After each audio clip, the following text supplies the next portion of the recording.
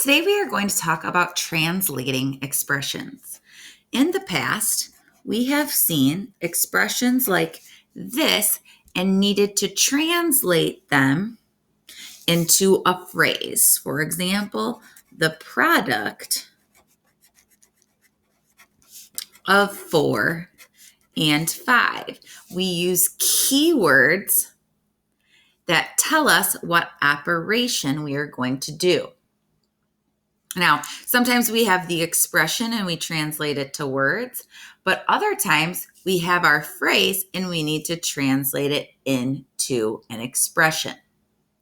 Now we are going to focus on algebraic expressions. So that is going to look like this.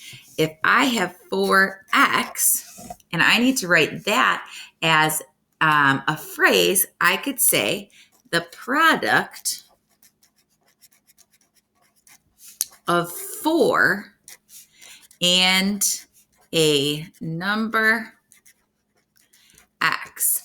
We don't know what x is, so we would fill it in and say a number x. That would be for any variable. If our variable was j, we would say and a number j. But before we get too far into that, let's review. We've got a bunch of key words. Now, this is a shorter list. There are many keywords for all of our operations. We can start with addition. We remember that sum means the answer to an addition problem. We've got plus, added, add, more than, increased.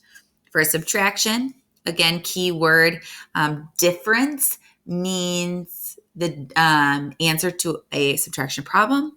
Minus, less than, decrease, subtracted, subtract. For multiplication, we've got product, which is the answer to a multiplication problem. Twice, which means 2 times another number. Of we will see a lot, and it's usually forgotten that it falls under the multiplication category. Multiplied, multiply, squared or cubed. That tells us what exponent we are raising our number to. And then, of course, times.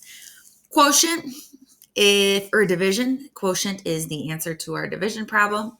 Divided, divide, shared equally, half, meaning we're going to divide by 2. Now, this is a list of some keywords.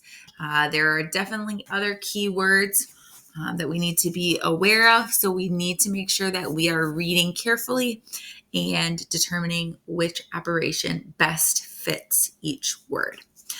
So let's go ahead and give this a try. So we will start with translating our expressions into phrases. And it's nice to have our list nearby so that we can use it to come up with keywords that'll help us describe the expression. So here we've got x plus 6. Now, I want you to remember that each of us may write these differently, and that's okay. However, you must use the keywords appropriately or that doesn't work. So, for example, I could say here a number x is increased by 6. So here we have that x, and that is going to increase by 6. Over here we have 8w plus 3. Well, I would start actually by talking about that 8w, 8 times w, and I would say the product of 8 and a number w increased by 3. Of course, we could use other words as well. Next, we have 15 minus b. What is the best option for 15 minus b? Well, this one typically is going to confuse some people. So we would say a number B less than 15. The reason for that is less than. So the number, we start with 15, a number be less than 15. We start with our 15 and then we lose whatever B is. A lot of times people flip those, but that's not the case. All right, we've got one more here, 14 minus x over 2, x divided by 2. So I'm going to say 14 decreased, because 14 is being decreased by the quotient of a number x and 2. Now, when you talk about the quotient like this, whichever number comes first or variable, which is what is going to be on top. So I wouldn't say a quotient of a number 2 and x, because that would show me that 2 should be on top, but that's not the case. We want that x on top. So like I said, here there are a variety of ways, keywords, a number x plus 6, the sum of x and 6. There's plenty of different ways to write these. These are a couple of examples. All right, now let's try to go the other way. So here we're going to take our phrase and write it as an expression. We need to be on the lookout for keywords. I do like to note, highlight, underline what those keywords are. Okay, so it says 14 more than a number x. So more than a number x. So we've got 14 and x. Now, because it says 14 more than, our x actually comes first, then we add 14.